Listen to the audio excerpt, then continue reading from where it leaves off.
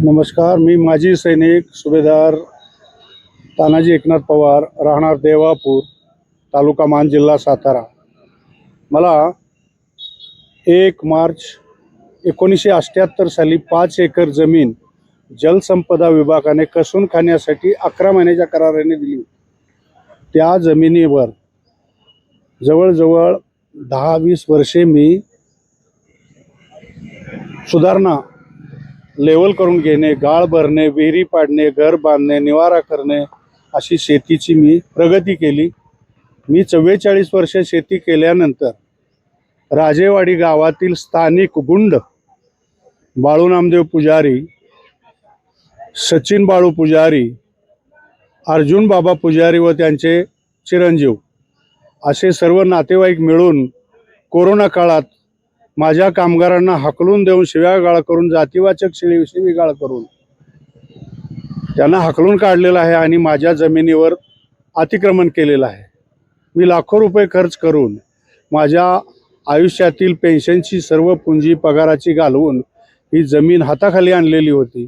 त्या जमिनीवर त्यांनी अतिक्रमण करून स्वतःची पिके निर्माण करायला सुरुवात केलेली आहे। आम्ही ज्यावेळी त्यांना विचारायला जातो की हे का आमच्या जमिनीत तुम्ही का, तर ते आम्हाला दमदाटी करतात, मारायला अंगावर येतात आणि संपवून टाकण्याची भाषा करतात। तेव्हा प्रशासनाकडे मी अनेक ठिकाणी विनंती अर्ज केले। महाराष्ट्र शासन, जलसंपदा विभाग, त्यातील संबंधित मंत्री, अधिकारी, पलटण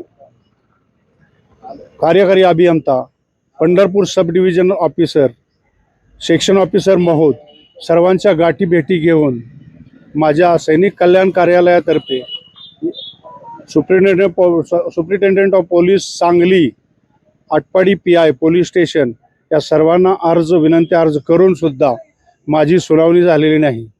हा माझ्यावरील अन्याय माझ्या एकट्यावरच आहे असं नाही, अनेक माजी सैनिकांना त्यांनी हकलून लावलेला आहे। स्थानिक गुंड प्रवृत्ती जी आहे ती प्रबळ आहे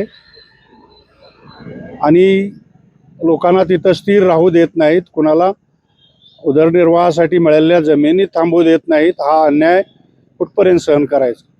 तर माझी शासनाला मागणी आहे की चालू सरकार, भाजप आणि प्रशासन, मंत्रालय मुंबई, जिल्हा प्रशासन, जिल्हाधिकारी जिल्हा सांगली, तहसीलदार तालुका आटपाडी जिल्हा सांगली या सर्वांनी या बाबीकडे लक्ष घालून माजी सैनिकास न्याय मिळवून द्यावा व त्याच्या उदरनिर्वाहाच्या कामासाठी मदत करावी। धन्यवाद।